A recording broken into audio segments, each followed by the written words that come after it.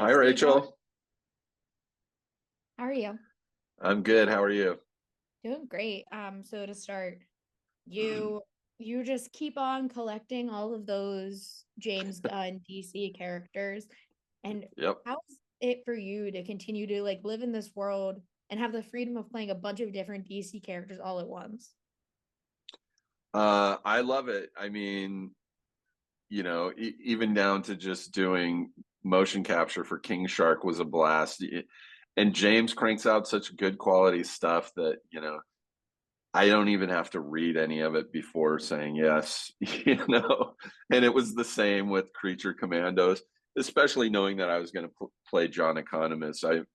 You know, I I've basically become one with the character, and I think James has started writing him a lot in my own voice. So, you know, it was a real easy. It was a day's work for me too. I just showed up and we cranked it out in an afternoon, and showed up in sweatpants. So animation's always been a great gig when you can get it.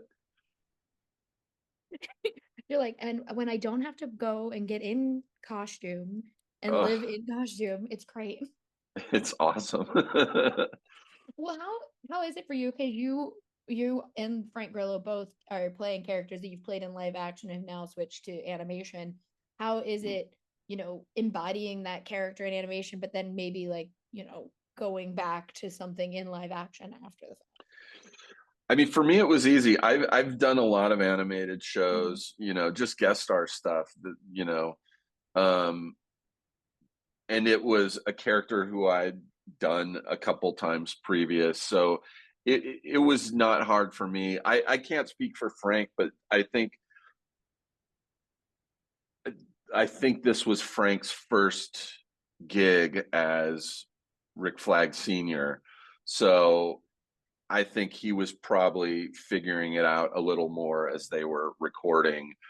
Um, but we're just finishing up season 2 right now, and he's been knocking Mhm. it out of the park. So whatever he had to do to figure it out, he did it. Like whatever it was, it worked. Yeah, Did sure. You mentioned last time I talked to you for Peacemaker, we did talk about how I hate sharks, but I love King Shark and his little shorts. I think he's very fun.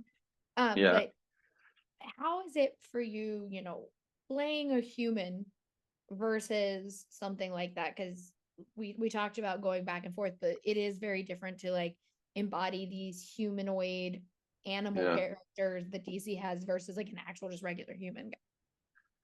It was it actually it took a little bit. I mean, I didn't do the voice, but when we did the table read for Suicide Squad, and then the first few days of rehearsal, you know, James and I had never talked about the voice of King Shark. So I was just kind of making stuff up as we were going along, and I was trying to make him sound mean and ominous.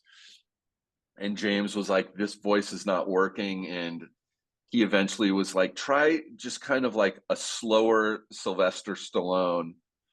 So I would just basically did a Stallone impression the whole shoot.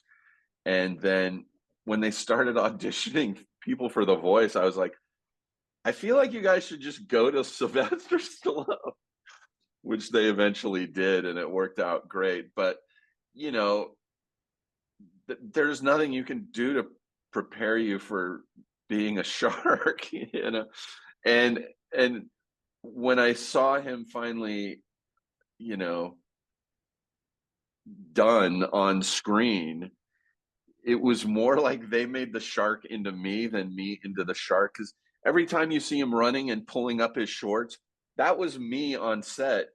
They had me wearing shorts that were they gave me shorts because I was just in a bodysuit, and they're like, it's weird, we can see everything. So they gave me these shorts that were too big. So every time I would run, I would have to pull them up. And they just added that to the character. So I think King Shark was more Steve Agee than Steve Agee had to be King Shark. It was Well, really, yeah, it was awesome. I love that so much. And it does make me like, I love seeing John in a show like Creature Commandos, but it does make me be like, well, now I just want the Steve Agee like hour and you be King Shark as well as John in the same thing. But I would do it in a heartbeat. I mean, with animation, I don't think there's a lot for me to do as King Shark, you know? you can do your impression. I fully would approve of the impression of Stephen. Yeah, yeah. Um, I would do it in a so- heartbeat. I would, yeah, in a heartbeat. and with a show like Creature Commandos, I do think it is very fun to kind of see all these different pairings that like you might not necessarily get to understand. Like I loved seeing Rick Flag Sr.